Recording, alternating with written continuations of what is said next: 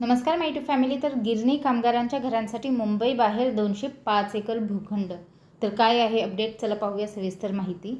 प्रत्येक गिरणी कामगाराला घर मिळावे या हेतूने राज्य शासनाने ठाणे, कल्याण, पनवेल परिसरात 205 एकर भूखंड द्यायची तयारी दर्शविली आहे।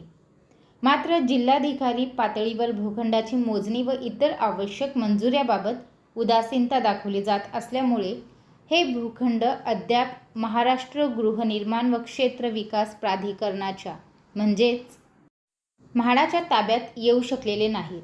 परिणामी गिरणी कामगारांच्या घरांच्या प्रकल्पाला सुरुवात करता आलेली नाही, असे म्हाडातील एका अधिकाऱ्यांनी सांगितले।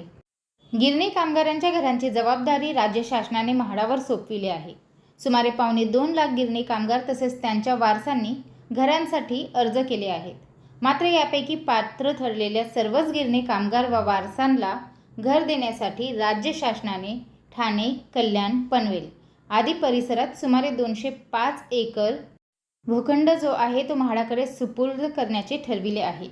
याबाबत संबंधित जिल्हाधिकारी कार्यालयाशी म्हाडाने पत्रव्यवहार करून भूखंडाची मोजणी करण्याची विनंती केली आहे, परंतु अद्याप म्हाडाला या भूखंडाचा ताबा मिळालेला नाही, असे म्हाडातील एका वरिष्ठ अधिकाऱ्यांनी सांगितले।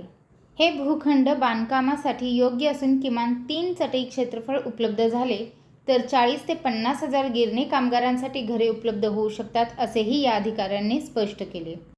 ठाणे जिल्ह्यातील उत्तरशिव या ठिकाणी 27 एकर, कल्याण येथील रायते या ठिकाणी 2.5 एकर, गौरीपाडा या ठिकाणी 2 एकर आणि हेडुटणे या ठिकाणी 22 एकर, तर पनवेल येथील माडभुवन या ठिकाणी 151 एकर, चावणे या ठिकाणी 16 एकर, सावळे या ठिकाणी 3 एकर व सारसई या ठिकाणी 9 एकर असा 205 एकर इतका भूखंड गिरणी कामगारांच्या घरासाठी उपलब्ध होऊ शकत असल्याचा अहवाल संबंधित जिल्हाधिकाऱ्यांनी दिला आहे।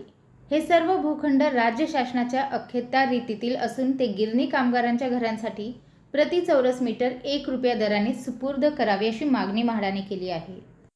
याबाबत म्हाडाचे उपाध्यक्ष व मुख्य कार्यकारी अधिकारी संजीव जयस्वाल यांनी शासनाशी तसेच संबंधित जिल्हाधिकाऱ्यांशी पत्रव्यवहारही केला आहे। मात्र अद्याप हे भूखंड म्हाडाला उपलब्ध करून देण्यात आलेले नाहीत, त्यामुळे या भूखंडावर गिरणी कामगारांसाठी गृहनिर्माण योजना राबविण्यात आलेली नाही, असेही या अधिकाऱ्यांनी सांगितले।